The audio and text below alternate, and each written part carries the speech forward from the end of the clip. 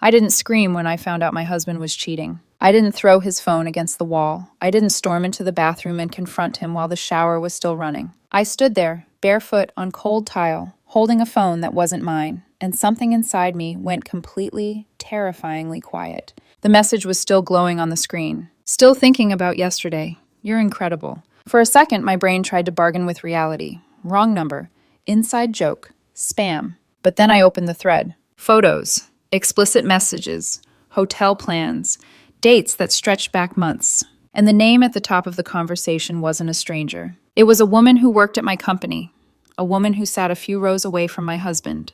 A woman we'd had drinks with after work. A woman I'd laughed with, trusted, and never once suspected. My stomach didn't flip. It dropped, like my body had missed a step and was still falling. Behind me, the shower kept running. Water against tile. Steam creeping under the door. My husband humming softly, unaware that the life he thought he was managing was already unraveling. I remember thinking, this is the moment. This is where everything explodes. But it didn't. What stopped me wasn't shock. It was something worse. Mixed in with the affair messages were conversations about me, about our finances, our assets, how oblivious I was, how I'd never see it coming. One message made my hands start shaking. After I file, she's going to be so blindsided, can't wait to take half her retirement. That's when I understood something with brutal clarity. This wasn't just betrayal, this was preparation. He wasn't only cheating on me, he was planning to ruin me. So I put the phone back exactly where it had been, lined up with the edge of the counter. Screen dark, no fingerprints. I got into bed beside him, stared at the ceiling, listened to his breathing slow as he fell asleep. And while he dreamed peacefully, believing I was still the woman he could outsmart, I made a decision. I wasn't going to confront him. I was going to let him walk straight into his own trap. Before everything fractured, before evidence and silence and strategy became my daily routine, there was a version of my life that felt solid, ordinary, earned. I met my husband 10 years ago, long before the titles, and shared accounts and carefully synced calendars. We were younger then, still figuring out who we were supposed to be.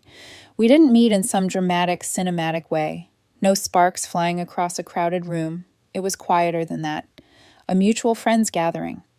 A conversation that started with work complaints and drifted into music, travel, the small things you use to test whether someone is safe. He was steady, thoughtful, the kind of man who listened without waiting for his turn to talk. That mattered to me. We dated slowly, not because we were cautious, but because there didn't feel like a reason to rush. We learned each other in layers. Morning habits, how he took his coffee, how I needed silence when I was overwhelmed, the way we both hated unnecessary conflict and valued being practical over dramatic.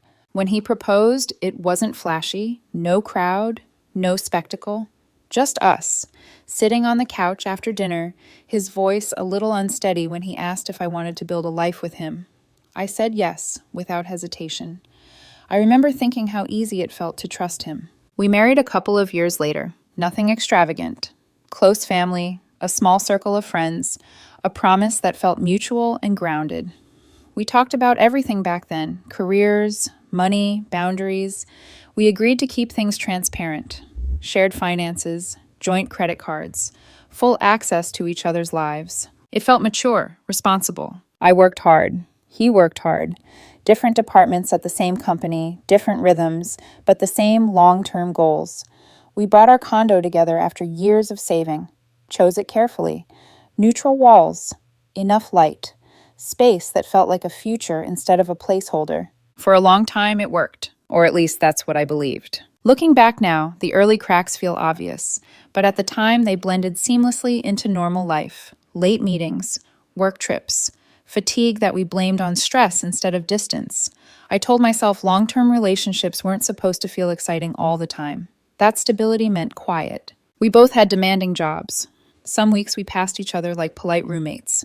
But we still had routines, Sunday grocery runs, shared dinners when schedules allowed, inside jokes that made hard days lighter. When he seemed distracted, I assumed it was work. When he guarded his phone a little more than usual, I chalked it up to privacy. Trust makes you generous with explanations. At work, our worlds overlapped just enough to feel familiar, but not enough to feel threatening. Same company, different departments. I knew most of his coworkers by name, had seen them at events, after-hours drinks, holiday parties. Faces became familiar, conversations casual, nothing ever raised alarms. There was one woman, someone from his floor, who fit neatly into the background of that world. Friendly, approachable, the kind of person you exchange polite conversation with without thinking twice. Someone who felt safely irrelevant. That's the thing about betrayal. It doesn't announce itself. It embeds quietly into routines you already trust. By the time my husband and I had been married 8 years, I believe we were solid. Not perfect, but stable. No kids yet, by choice. Time. Flexibility. Plans we kept saying we'd get to when things slowed down. I thought we had time. I didn't know that while I was building what I believed was a shared life, he was already rehearsing how to dismantle it, piece by piece, quietly, behind my back. And I had no idea how close I was to finding out. The first signs weren't dramatic. It started with his schedule. Late meetings became more frequent, but not suspicious on their own. We both worked demanding jobs, and I'd had stretches like that myself. Still, there was a subtle shift in how he explained them. Less detail, fewer specifics, just enough information to end the conversation without inviting follow-up.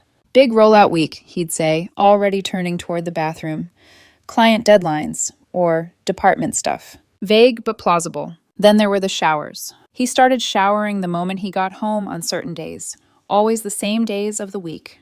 I noticed it once, then twice, then enough times that the pattern settled uncomfortably in my chest. I told myself it was nothing. Long days, stress, wanting to reset before dinner. His phone habits shifted too, not drastically, just enough to register. He angled the screen away when texting, took calls in the other room, kept the phone face down on the table, something he'd never bothered with before. When I asked who he was talking to, he answered easily, without defensiveness. Work. And I believed him. I also noticed changes in how he looked. New clothes appeared in the closet, better fitted, more intentional. He started working out more consistently, tracking it with an app he'd never used before. His cologne changed. Not stronger, just different. A scent I didn't recognize, but didn't question, because why would I? At the office, things felt off. Nothing I could point to. Just small moments that lingered longer than they should have. A glance held a beat too long. A laugh that felt a little too familiar. The woman from his floor, the one I'd always considered harmless background, started showing up more often in shared spaces. Break room, elevator, after-work gatherings. She was friendly, polite, unassuming.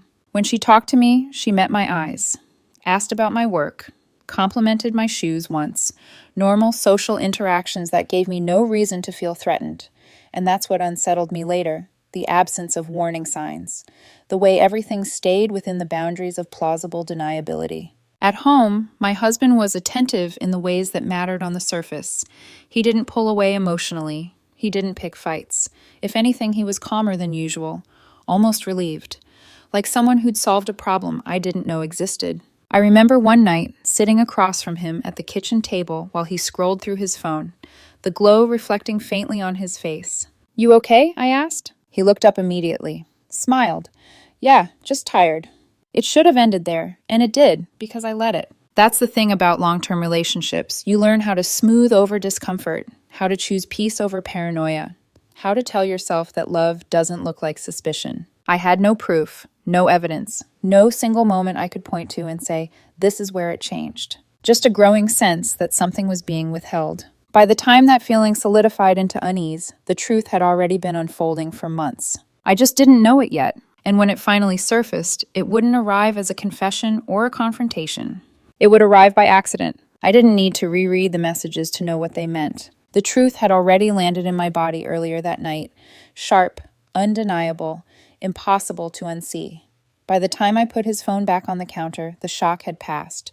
What remained was something colder, heavier, a kind of clarity that doesn't come from understanding, but from acceptance. This was real, and it wasn't ending quietly. I lay awake while he slept beside me, staring at the ceiling as if it might offer instructions. My heart was steady, too steady. I remember noticing that detail and wondering when exactly I'd stopped feeling like a wife and started thinking like a witness. The next morning, I acted normal. That was the strangest part. I made coffee, asked about his day, kissed him goodbye like I always did, watched him leave the condo believing he was still ahead of the story. The performance didn't feel forced, it felt necessary, like stepping into a role I hadn't auditioned for but suddenly understood. That's when I realized something important. If I confronted him now, everything would become noise, arguments, denials, emotional chaos, and I would lose control. So instead, I started paying attention. Most nights after he fell asleep, I checked his phone, carefully, methodically. I didn't skim, I documented. Screenshots of messages, photos, dates, times. I saved everything to a private cloud account he didn't know existed. Some nights, I stayed up until 2 in the morning, scrolling backward through months of lies. Other nights, I closed the phone early, not because there wasn't more to see, but because my body needed rest to stay sharp. Then I moved on to the finances. We'd always believed in transparency. Joint credit cards, shared accounts. It had felt like trust, like adulthood. Now it felt like access. I pulled statements, line by line. Charges that had once blended into the background suddenly told a story. The same boutique hotel, over and over, always midweek, always on nights he claimed to have late meetings, restaurant bills from places we'd never been together, purchases that didn't align with any version of our shared life. Over $8,000 in hotel charges alone. Money I had helped earn, money he had used to cheat on me. I didn't cry when I added it up. I felt focused. I contacted a divorce attorney. Not to file, not yet, just to understand the terrain. She was sharp, direct, unsentimental. She looked through what I had and nodded slowly. Keep documenting, she said. Don't confront. Let him make the first move if possible. That advice confirmed what I already knew. This wasn't about revenge, it was about protection. So I kept going. 5 months of routine layered over reality. 5 months of dinners, small talk, shared space.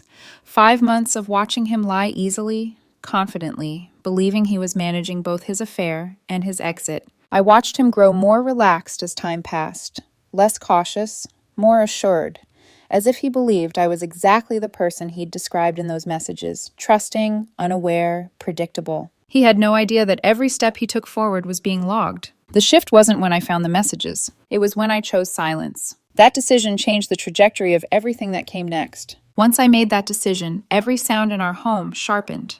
The click of his keys on the counter, the way his phone vibrated instead of chimed, the rhythm of his footsteps when he came in late, slower on some nights, almost buoyant on others. Outwardly, nothing changed. I laughed when I was supposed to. I nodded at the right moments. I answered questions about my day with practiced ease. Inside, my body stayed in a constant state of alert, like I was bracing for impact that had already happened.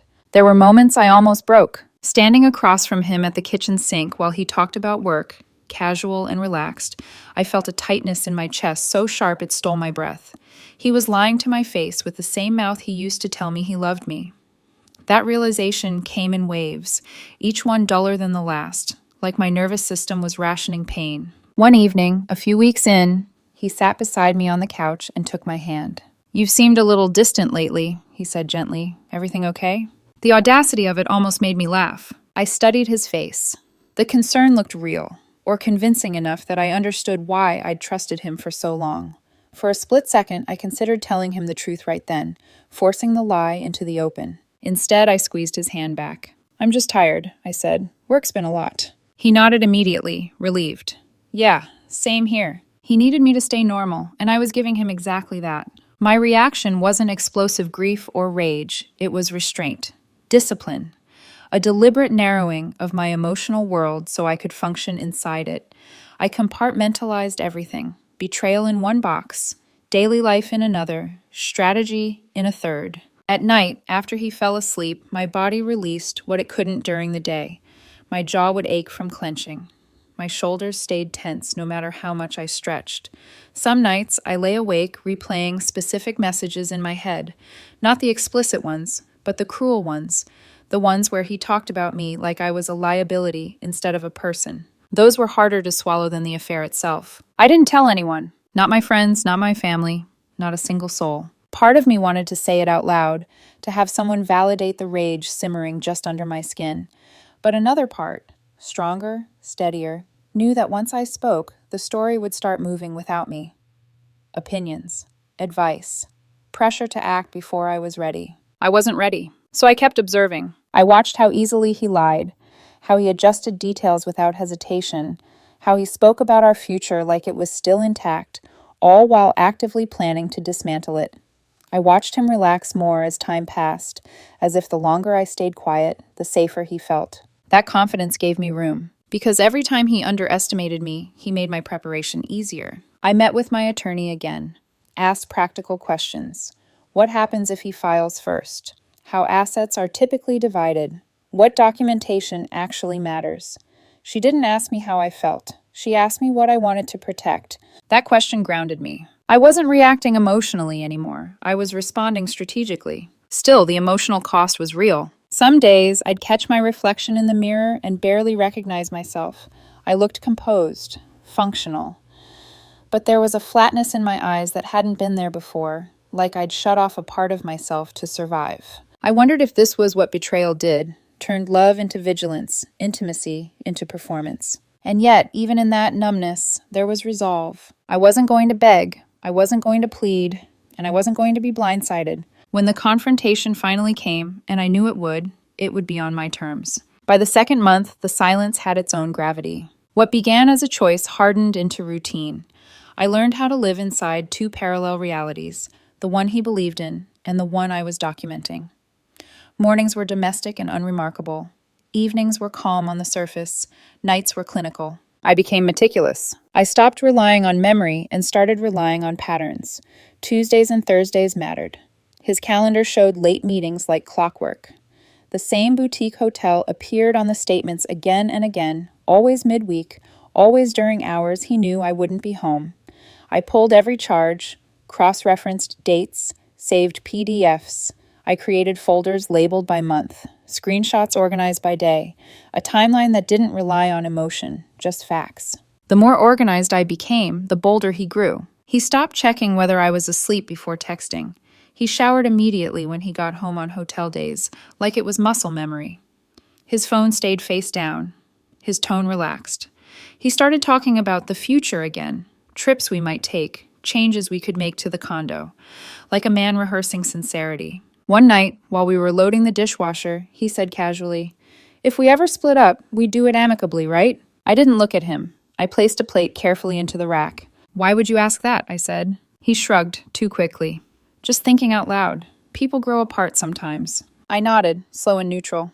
I guess. That was enough for him. He didn't push. He never pushed. In his mind, the story was already written. At work, the tension thickened. I started noticing how they moved around each other. Not touching, never where others could see, but aligned, leaving meetings within minutes of each other, standing a little too close during after-hours conversations, sharing looks that said later instead of now. She avoided me more deliberately as time passed. Not rudely, just strategically. Polite hellos, no lingering conversation. Subtle enough that no one else would have noticed. I did. Once in the break room, she laughed at something he said and tucked her hair behind her ear. I watched my reflection in the microwave door as it happened. My face didn't change. I didn't feel rage. I felt something colder. Confirmation. I drove past the hotel once. It was a Thursday, late afternoon. I told myself I was just curious, that I wanted to test whether my assumptions matched reality. Their cars were there, parked close together. I took photos of the license plates with timestamps, then sat in my car for a full minute before starting the engine. I didn't cry. I sent the photos to my attorney. She replied with one word, good. By month 4, he started laying groundwork. He complained more openly about being unhappy, about feeling unfulfilled, about how we'd lost connection. He never accused me of anything directly. He framed it as mutual drift, as inevitability. "I don't think either of us is wrong," he said one night, swirling his drink. "Sometimes relationships just expire." I listened, asked questions, gave him space to talk himself into believing he was being reasonable. When he mentioned money, I stayed calm. We talked hypothetically about splitting assets, about fairness, about how clean things could be if we handled them like adults. He used the word fair a lot. Fair, coming from a man who was spending thousands of dollars of our shared money to fund an affair. I documented those conversations too. Then came the family pressure, subtle at first. His sister texted, asking if everything was okay between us. His mother called more frequently, offering unsolicited advice about marriage, about compromise, about not giving up too easily. I kept my responses vague and polite. "He's just stressed," I said. "We're working through things." I could feel the narrative forming around me, one I hadn't agreed to, but was being written anyway. By month 5, he was ready. He came home one evening with a seriousness that felt rehearsed, sat me down at the kitchen table like we were about to review a budget, hands folded, voice steady. "We need to talk," he said. I already knew. "I'm not happy," he continued. "I haven't been for a long time. I think we should separate." No apology, no admission, just a clean declaration. I let a beat pass, then another. "Okay," I said. He blinked, surprised. "Okay?" "Yes," I kept my voice even. "Have you thought about how you want to handle things?" Relief flickered across his face before he could hide it. "I think we should split everything 50-50. It's fair." Fair again. "We can sell the condo," he added, "or one of us can buy the other out. Whatever makes sense." I nodded. "We should probably get lawyers involved." "Yeah," he said quickly. "That's probably smart." He smiled then. Actually smiled. Like he was proud of how smoothly this was going. 2 days later, he moved out to stay with his sister. 2 days after that, I filed. I had him served at work. I wasn't there to see it, but the story reached me anyway. The process server asking for him by name. The color draining from his face. The sudden understanding that something had gone very wrong. That was when the quiet phase ended. Within a week, his attorney sent over his demands. Half of everything. Half my retirement. Half the condo equity. Spousal support. The number would have left me starting over financially in my mid-30s. I forwarded the email to my attorney. Her reply came fast. "Okay," she wrote, "we're done waiting." The dark moment didn't come in the courtroom. It came before that, quietly, privately, when the adrenaline faded and I was left alone with what I'd done to survive. After I filed and had him served, the house went silent in a way I wasn't prepared for. Not peaceful silence, hollow silence, the kind that echoes even when you're sitting still. His things were gone from the closet. One side of the bathroom counter was suddenly empty. The condo felt bigger, colder, like it had exhaled and forgotten how to breathe again. I slept on my side of the bed anyway. Not because it was comfortable, but because moving felt like conceding something I wasn't ready to give up yet. That's when the second guessing started. In the daylight, I was steady, efficient, focused. I answered my attorney's emails promptly, sent documents, approved filings. Everything was moving exactly as planned. At night, my brain betrayed me. I replayed conversations. The way he'd smiled when he talked about fairness, the casual cruelty in his messages, the way he'd touched my hand and asked if I was okay while actively planning to take half my life. Some nights, anger burned hot enough to keep me awake. Other nights, it was something worse. Doubt. Had I become too cold? 5 months of pretending had rewired something in me. I'd shut down instinctively, surgically, because it was the only way to protect myself. But now that the strategy was in motion, I wondered what it had cost me. I didn't miss him. That surprised me. What I missed was who I had been before I knew.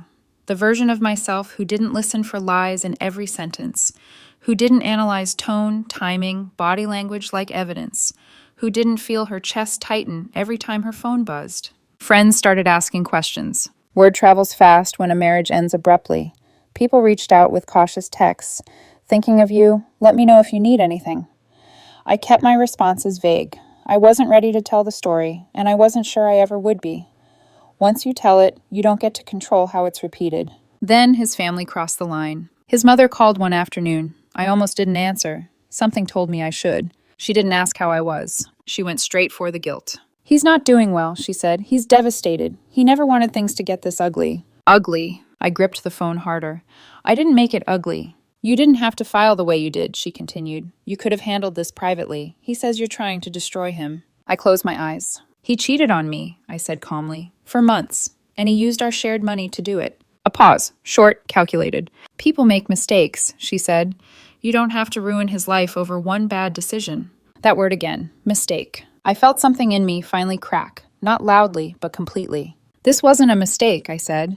"It was a series of choices, and I didn't ruin his life. I protected mine." She accused me of being vindictive, of being heartless, of caring more about money than marriage. When the call ended, my hands were shaking. Not from fear, from exhaustion. For the first time since this all began, I cried. Not sobbing, not collapsing, just quiet tears sliding down my face as I sat alone on the couch staring at nothing.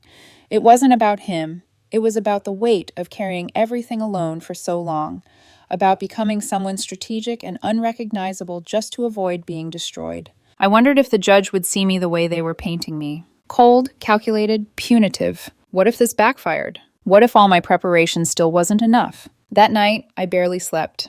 My body felt heavy, like it had finally registered what my mind had been outrunning for months. I imagined walking into the courtroom and hearing everything reduced to legal language. Betrayal flattened into marital breakdown, fraud softened into financial dispute.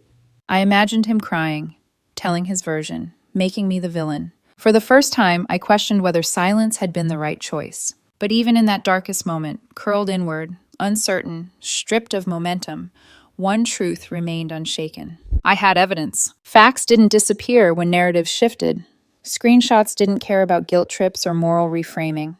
Numbers didn't bend to emotion. I wiped my face, took a deep breath. The dark moment wasn't about regret. It was about fear. Fear of standing alone in a room where everything I'd endured would finally be visible. And once I named that fear, something steadied inside me. I wasn't wrong. I was just tired. The turning point wasn't dramatic. There was no last-minute confession, no sudden apology that changed the tone of the room, no gasp from the gallery that made everything feel cinematic. It was quieter than that. It happened the moment the evidence stopped being mine and became official. The courtroom was smaller than I expected. Neutral walls, hard benches, fluorescent lighting that flattened everything. Faces, emotions, stories into something procedural. I sat beside my attorney, hands folded, posture straight. I wasn't trying to look strong. I just didn't want to give anyone a reason to think I was unstable. He sat across the aisle with his attorney and his sister. He looked different, not composed the way he'd been at home, not confident. There were dark circles under his eyes. His shoulders were tight, like he was bracing for impact he hadn't fully anticipated. For a split second, I felt something close to sympathy. Then the hearing began. His attorney went first. She framed the situation carefully, called it a marriage that had been deteriorating for some time, suggested that I was weaponizing a personal mistake out of bitterness, claimed that I was trying to punish him financially for emotional pain. I didn't react. I stared at the judge's bench and breathed evenly, letting the words pass through me without sticking. Then my attorney stood. She didn't raise her voice. She didn't emote. She laid out facts. Dates, amounts, patterns. She explained how my husband had conducted a months-long affair while using joint credit cards, cards where I was the primary account holder, to pay for hotel rooms, restaurants, and other expenses unrelated to our marriage. She named the numbers out loud. Hotel charges averaging hundreds per visit, multiple visits per week, over $8,000 directly tied to the affair. I watched the judge's expression change. Not dramatically, just incrementally. Brows lifting, pen pausing mid-note.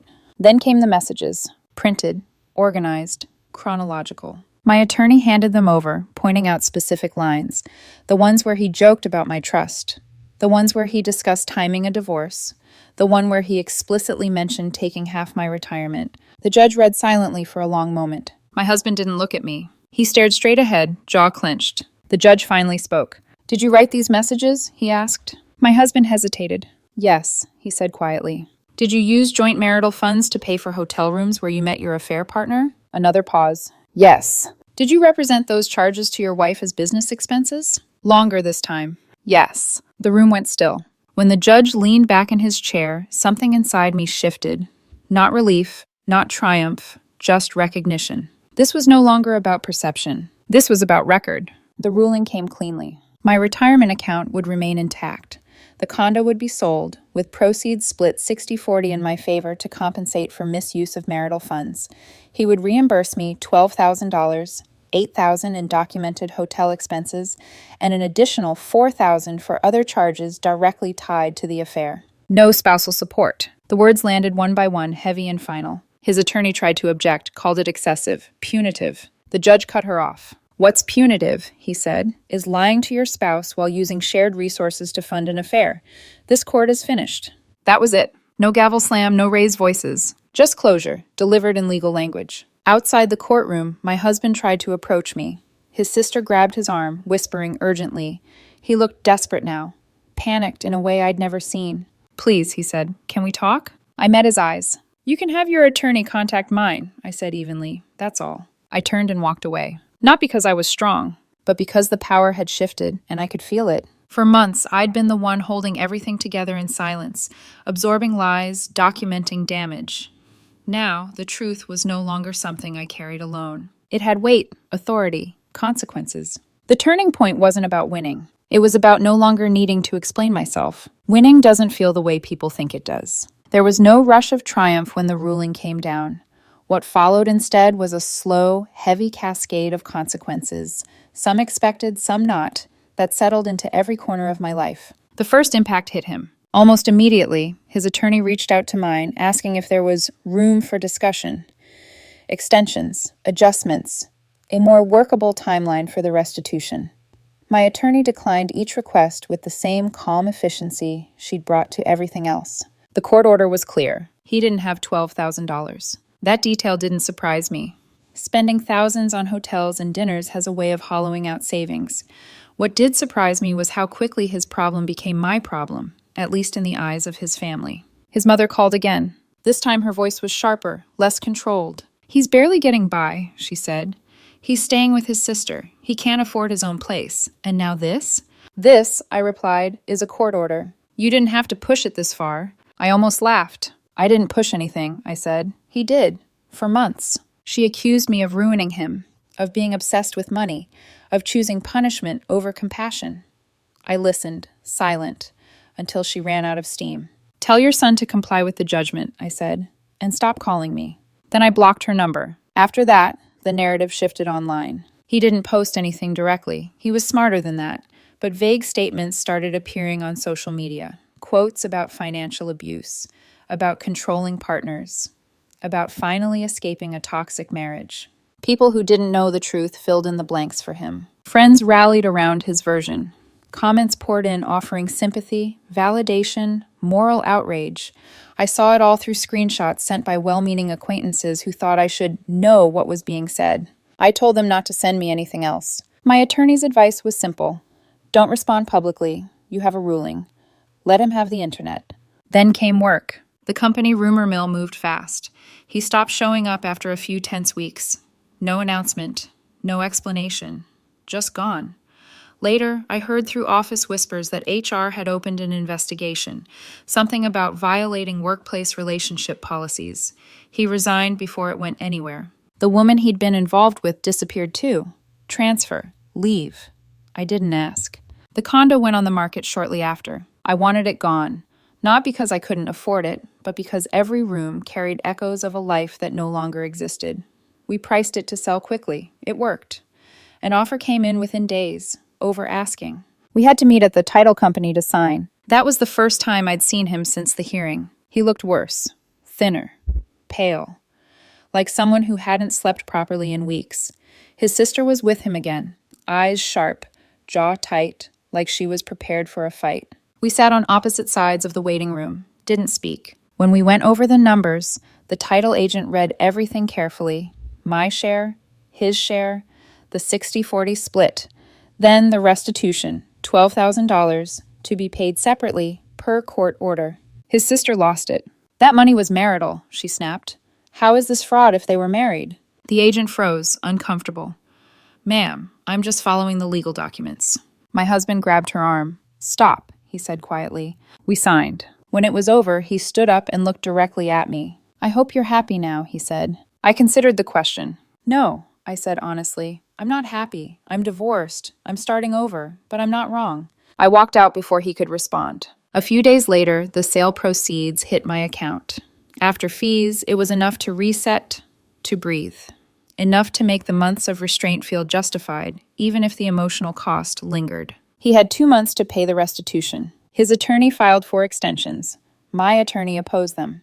Each motion was denied. In the meantime, mutual friends started choosing sides. Some believed his story, drifted away quietly. Others reached out privately, asking careful questions, sensing that something didn't add up. I told the truth to the ones who asked honestly. The rest I let go. Then, finally, the payment came. An electronic transfer. $12,000. No note. No apology. I stared at the confirmation longer than I expected to. It didn't feel like justice. It felt like an ending. But endings leave messes behind. And I still had to figure out how to live in the aftermath. When everything was finally done, papers signed, money transferred, silence settled, I expected to feel something definitive: relief, victory, closure. What I felt instead was quiet. Not the heavy, echoing quiet of the condo after he left. This was different. Softer. Like the kind of stillness that comes after a storm has passed and the damage is no longer spreading. I moved into a smaller place across town. One bedroom, a balcony that caught the late afternoon light. No shared memories embedded in the walls. The first few nights were strange. 10 years of living with someone rewires your sense of space. I kept expecting the sound of another person breathing nearby. It didn't come. I started therapy, not because I was falling apart, but because I didn't want to harden permanently around what had happened. The therapist asked me once if I felt guilty about how cold I'd been during those 5 months. I thought about it. I don't feel guilty for protecting myself, I said. I feel sad that I had to. She nodded like that answer made sense. Recovery didn't look dramatic. There was no glow-up montage, no sudden joy. Some days were fine. Some days I came home, ordered takeout, and fell asleep with the TV on because silence still hit wrong. Progress wasn't linear. It was incremental. I learned something important in the aftermath. Documentation isn't revenge. Silence isn't weakness. And restraint doesn't mean you didn't feel deeply. It means you chose survival over spectacle. Do I regret not confronting him immediately? No. If I had acted on emotion, I would have lost far more than a marriage. I would have lost my financial footing, my sense of agency, my ability to exit with dignity intact. Evidence gave me leverage. Patience gave me control. Do I regret what the process turned me into, temporarily? Sometimes. I became colder, sharper, less trusting. That takes time to undo. But healing isn't about returning to who you were. It's about integrating what you've learned without letting it poison your future. I'm dating again. Slowly, cautiously. I notice red flags faster now. I also notice green ones. Consistency, transparency, accountability. Trust feels different, but not impossible. My ex tried to reach out once, a short message, an apology. I didn't respond. Not out of spite. There was just nothing left to say. The divorce is finalized. The restitution is paid. The condo is gone. The paperwork sits in a folder I'll probably never open again. I'm 36, starting over in ways I never planned. And I'm okay with that. Because the lesson wasn't about winning. It was about knowing when to stay quiet, when to gather facts, and when to walk away without needing the other person to understand why. Sometimes, the most powerful response is the one that protects your future, without announcing itself. If this story resonated with you, or if you've been through something similar, you're not alone. Feel free to share your thoughts, your experience, or just say hi in the comments. And if you want more stories like this, quiet strength, hard lessons, real consequences, don't forget to like, share, and subscribe. This is what healing looks like. Not loud, not perfect, just ongoing.